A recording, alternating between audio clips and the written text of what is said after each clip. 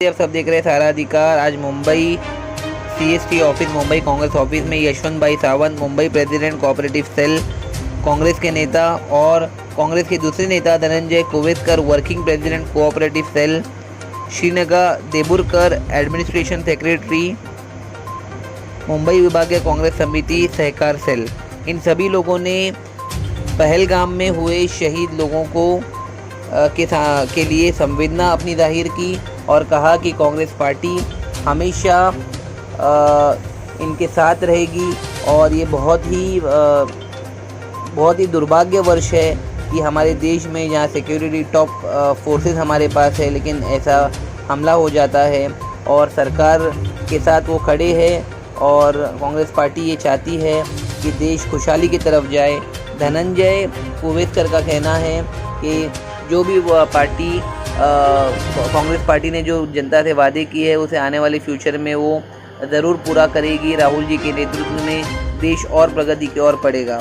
इस हमले को लेकर धनंजय कोवेस्कर ने कहा कि प्रधानमंत्री से निवेदन भी की गई कि देश के सिक्योरिटी को लेकर, खासकर कश्मीर के पर्यटकों को लेकर इंटेलिजेंस और सिक्योरिटी बहुत ही सक्षम होनी चाहिए। 28 भारतीय जो इसमें जान जिन्होंने गंवाई हैं उन सबको श्रद्धांजलि कांग्रेस ऑफिस में अर्पित की गई। देश और दुनिया की तमाम खबरों के लिए देखते रहिए सहारा अधिकार।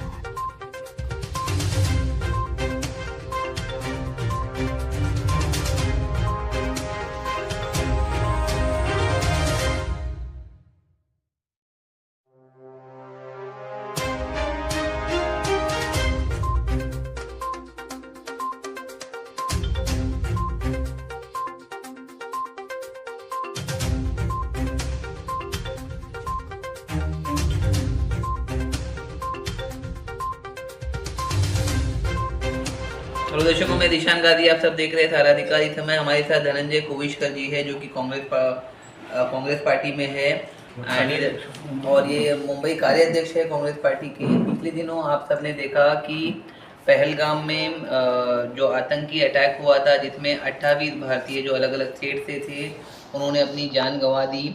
और आज मुंबई कांग्रेस ऑफिस में हमारे साथ इस समय जुड़ चुके हैं। सर, वेलकम टू सारा अधिकार न्यूज़ चैनल।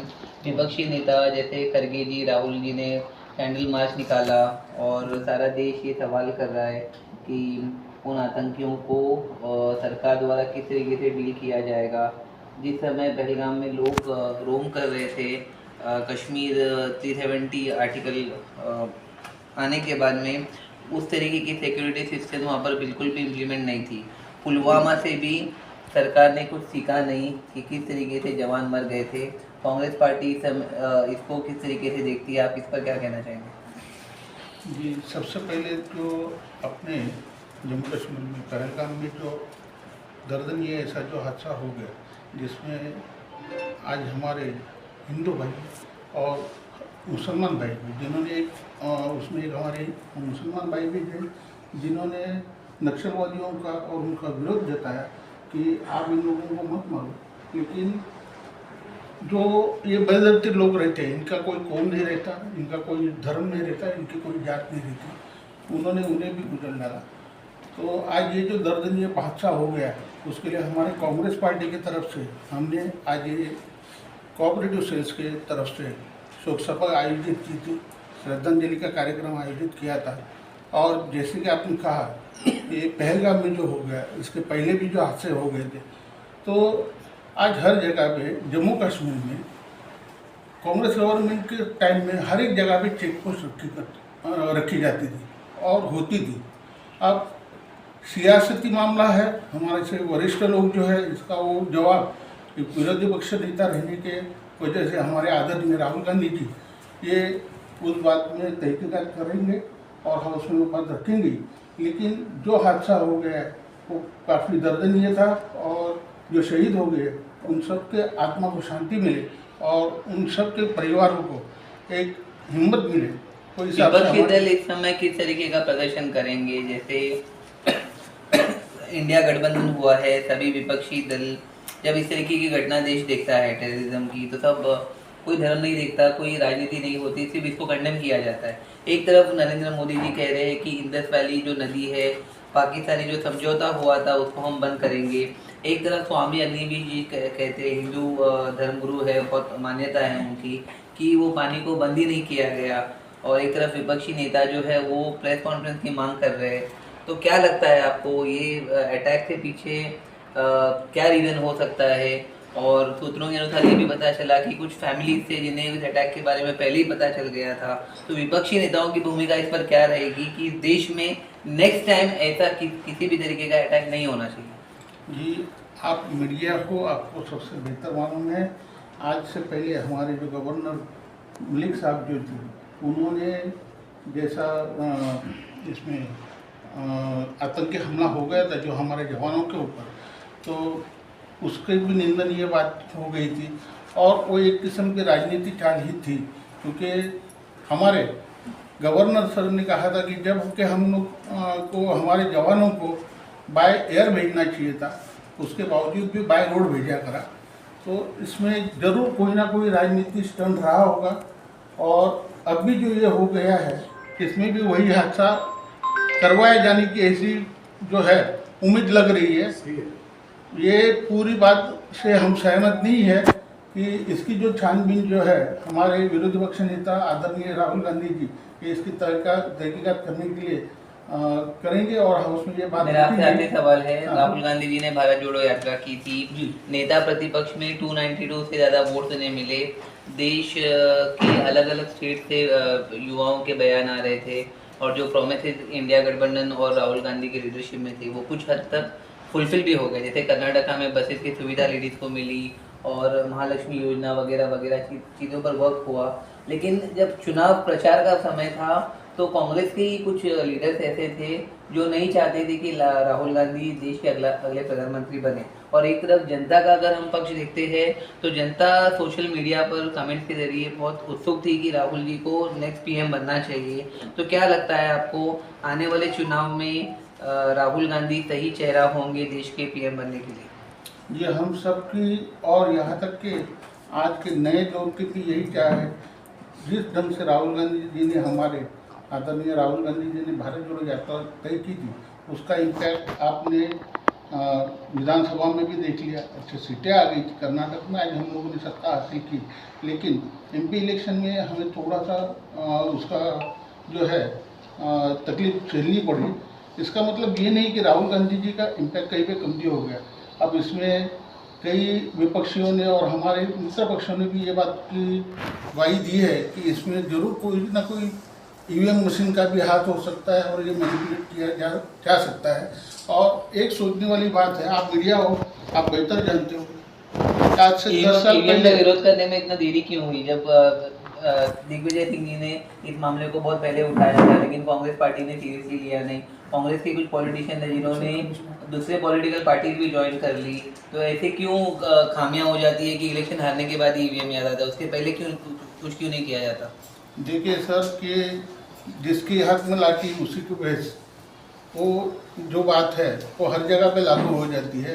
अब सरकार उनकी है, और इलेक्शन कमिश्नर जो जिस ढंग से सहायता हमारे विरोधी पक्ष को नेताओं को, और जिन जिन लोगों ने ये बात के ऊपर आक्षेप लिया, जिस ढंग से उसमें सहयोग होना चाहिए था। पीएम से चुनाव आने वाला है, कांग्रेस पार्टी कितने कैंडिडेट मुंबई सिटी से उतारने वाली है, और इसमें क्या तैयारी है आपकी? देखिए, अभी ये जो है हमारे हाईकमान जो है दिल्ली से ये बात के ऊपर निर्णय लिया जाएगा, लेकिन जातीय तौर पे हम सभी कार्यकर्ता लोग हैं वो दोनों बात से सहमत है। अगर जो उद्धव बाला साहेब ठाकरे गठ और शरद पवार राष्ट्रवादी गठ, इनके साथ अगर गठबंधन करके भी अगर इलेक्शन बीएमसी की करना चाहे तो भी हम तैयार हैं। और अगर ये चाहते हैं कि कांग्रेस खुद की ताकत दिखाना चाहे तो उसके लिए भी 336 कैंडिडेट हमारे कांग्रेस की तरफ से खड़े किए। सर, गोदी मीडिया का ये कहना, उतनी ताकत हमारे सक्षम सर वर्षाताई गायकवाड़ के अंदर है, और उतनी मुंबई अध्यक्ष के ऊपर हमें भरोसा है। सर, मेरा आपसे सवाल है, जिस तरह जम्मू कश्मीर में हमला हुआ है, गोदी मीडिया हिंदू मुसलमान कर रही है, इसके बारे में आप लोगों की क्या राय है? क्योंकि जम्मू कश्मीर में काफ़ी मुसलमान थे जिन्होंने लोगों को मदद की, वहाँ के जो लोग फंसे हुए भी थे, जिन लोगों के साथ में गोलियां चली, उन लोगों को हॉस्पिटल पहुँचाना, बस में बिठाना, घर में खाना खिलाना, सारे योगदान हिंदू और मुसलमान ने मिलके किए थे। लेकिन गोदी मीडिया और विपक्ष पार्टी का छलावा ऐसा है कि हमारे देश में कुछ ना कुछ अभी भी हिंदू मुसलमान हो। तो आप किस तरह का अमन शांति का पैगाम हमारे देशवासियों को देना चाहोगे? देखिए मैडम, आज जो है संविधान में और इसमें आज मीडिया ये जो है एक आधार स्तंभ माना जाता है, चौथा आधार स्तंभ माना जाता है। और इसमें एक इस बात का हमें दुख हो रहा है और खेद हो रही है कि IT सेल और बहुत सी मीडिया ये किसी न किसी के कहने पर चलती है और चलाई जाती है, जबकि हम सोशल मीडिया पे देख रहे हैं कि आज जम्मू कश्मीर में, पुलवामा में, हर जगह पे वहाँ के जो लोग हैं वो खुद इस तरह से इस कदर बेहद ये दुखी हो गए क्योंकि उनका पूरा रोजगार ये टूरिज्म के ऊपर है और वो लोग ये ना चाहते हैं कि ऐसे दहशतवादी हमले यहाँ पे हो, क्योंकि अगर शांति और अमन रहेगा तो ही कोई भी टूरिस्ट वहाँ पे आ सकता है। और हमारे सोशल मीडिया पे और आप जैसे मीडिया वालों ने ये बढ़ चढ़ करके बताया कि हिंदू मुस्लिम धर्म हमारा कुछ भी नहीं है, हम सब भारतीय हैं, हिंदू मुस्लिम सिख ईसाई सब मिलके रहे भाई भाई। ये नारा हम सबका है, हमारे कांग्रेस पक्ष का है, हमारे राहुल गांधी जी का है। और कोई मैनिपुलेट करके मीडिया वाले जो मुसलमान लोगों के हैं कोई ना कोई उसमें एडिटिंग करके वो बात बता देते हैं और उसमें हिंदुओं के दिलों में दर्द और हिंदुओं के दिलों में नफरत पैदा करने का काम कर रहे हैं। खुलेआम आपके चैनल के थ्रू मैं बताना चाहता हूँ, ये वक्त ऐसा है कि इसमें कृपया कोई राजनीति ना करे। हम सब एक है, हमें भारतीय होने का नाज है। आज जम्मू कश्मीर में कितने मुसलमान ऐसे हैं कि हम इंडिया में अमन चाहते हैं, हम इंडियन हैं, हम भले मुसलमान हैं, हम धर्म से मुसलमान हैं, लेकिन हम लोग इंडिया है, हम लोग पाकिस्तान का विरोध कर रहे हैं। उन लोगों ने जुलूस निकाला, कैंडल मार्च निकाला, 28 लोग जो शहीद हो गए उनके लिए उन लोगों ने दुख जताया। लेकिन हमें खेद है कि कोई इलेक्ट्रिक मीडिया के ऊपर इसका पाकिस्तान मुर्दाबाद मुर्दाबाद मुर्दाबाद मुर्दाबाद मुर्दाबाद। वक्फ बिल जो मोदी जी ने लेके आए थे, सभी पार्टी ने उसका विरोध किया है। कुछ पार्टी सुप्रीम कोर्ट तक गए, कुछ नहीं गए। तो जैसे NRC और CA पर जो धरना प्रदर्शन पूरे देश में हुआ था, कहीं ना कहीं ऐसा सेंस हुआ सरकार को कि शायद वक्फ बिल के प्रोटेस्ट में भी ऐसे होगा, तो ध्यान भटकाने के लिए ऐसी कुछ घटना सामने आई है या कुछ इंटरनल स्ट्रेटेजीज है, इस पर आप क्या कहना चाहते हैं? जी, वैसे जो है आप ये वोट के बारे में बता रहे हो और ये है वो हिसाब से आज आम पब्लिक की ऐसी हालत हो गई है कि हर एक दिन रोज़मर्रा की ज़िंदगी में अपने खर्चे से और अपने परिवार को संभालने में उसका दिन चले जाता है। तो ये न्यूज़ चैनल के ऊपर और न्यूज़पेपर में 4 दिन मीडिया में कोई बात आ जाती, 4 दिन चलती, उसके बाद में वो बेचारा अपने ही कामकाज में और अपनी उलझा हुआ रहता है। तो ये सब जो वक्फ बोर्ड का मसला है और ये लेकर के आज मोदी जी ने तो सपना रखा था 400 के बाद। आपने कहा हमारे राहुल गांधी जी ने भारत जोड़ो आंदोलन किया, तो आज उसका मतलब देश प्रगति की ओर जा रहा है और राहुल गांधी जी का सपोर्ट बढ़ रहा है। उन्हें 400 के अंदर ही हम लोगों ने रुका दिया है। और जो देश की समस्या है वो सॉल्व करेगी कांग्रेस पार्टी इंशाल्लाह। हमारी कांग्रेस पार्टी जो है वो सब आम आदमी के लिए है और आम आदमी के हक के लिए लड़ेगी। धन्यवाद। जय जय महाराष्ट्र। दर्शकों, ये वक्त है सभी को अपने प्रार्थनाओं में याद और शामिल रखने का। आतंकवादी जब हमला करता है तो पुराने हमलों में मारे गए लोगों के परिवारों में भी जख्मों को हरा कर देता है। आम नागरिक से लेके सेना अर्धसैनिक बलों से लेकर पुलिस के जवानों के परिवारों में भी 21 अप्रैल को फिर से हमला हुआ होगा। जिस जगह पर हमला हुआ है वह दक्षिण कश्मीर के सबसे लोकप्रिय इलाका माना जाता है। इसकी सुंदरता को निहारना कश्मीर आने वाले लोगों की चाहत का हिस्सा माना जाता है, लेकिन अब वो वीरान हो चुका है।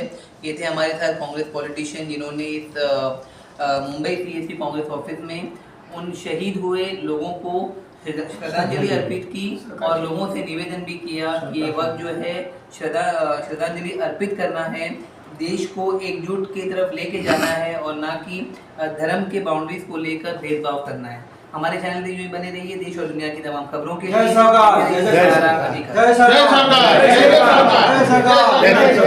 सरकार।